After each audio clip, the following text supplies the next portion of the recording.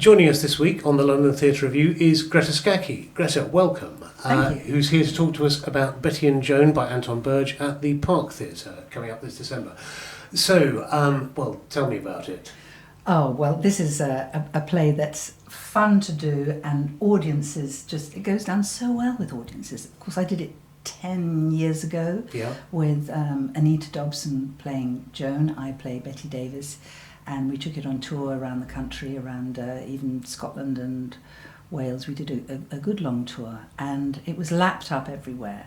There was always a large proportion of the audience, older women who say that Bette or Joan are their absolute all-time idols. Right, Joan being Joan Crawford, of course, in this case, and the play is set during the filming of Whatever Happened to Baby Jane. Yes, this is where the two who were in competition with each other in the 30s and 40s when they were young, and now after a long fallow period and very little work, once you hit a certain age in Hollywood and nothing much has changed today, it's Joan who comes up with this script and takes it to Bette for two women playing sisters, and it became a classic. And it's still watchable. It's still a sort of Halloween favourite kind of thing, because it's got a sort of psycho thing about it.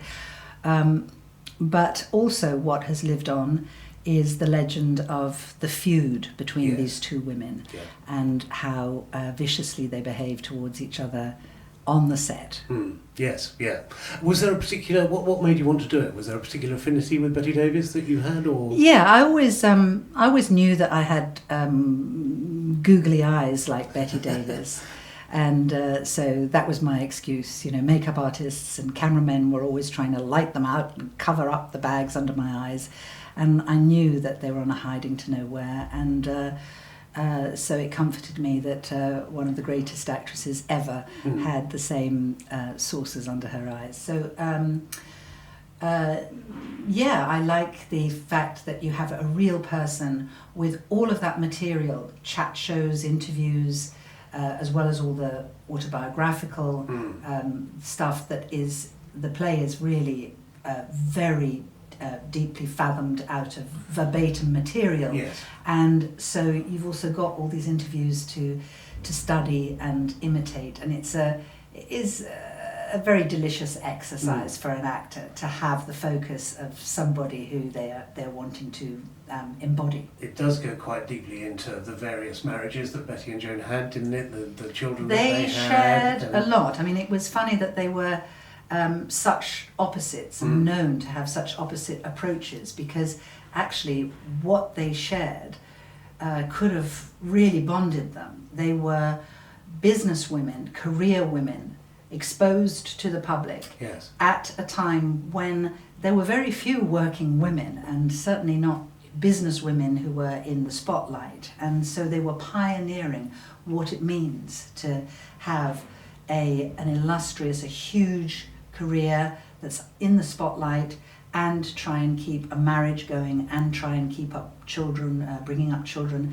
And of course it's a struggle. Women know that it's a struggle today, and neither Bette or Joan were spared the blame and the hardship. And they also at that time were sharing the same Hollywood system, where the moguls, the heads of studio were the same guys, Jack Warner and MGM, the actual guys who founded those studios, were in existence, and they were dealing with these people daily, and it was a misogynist kind of world.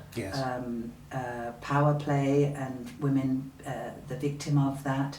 And they shared these men, and they shared the same leading men. And the same writers and the same directors, and they married some of the same ones, who had affairs with them. Yes. She's quite a salty character in this, Bette, isn't she?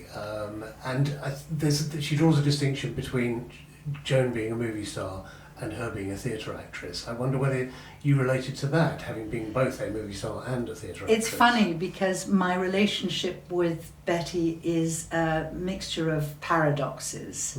I know that I got very lucky from the moment I graduated from the Bristol Old Vic Theatre School, and my aim was to go to Stratford. I wanted to do Shakespeare, and what happened to me was the theatres just were not interested, however many letters I wrote to them. One theatre company said, when I wrote to them saying, why are you not offering me an audition? They said, from your photograph, you don't look like the kind of person who'd be willing to help load a bus. Wow.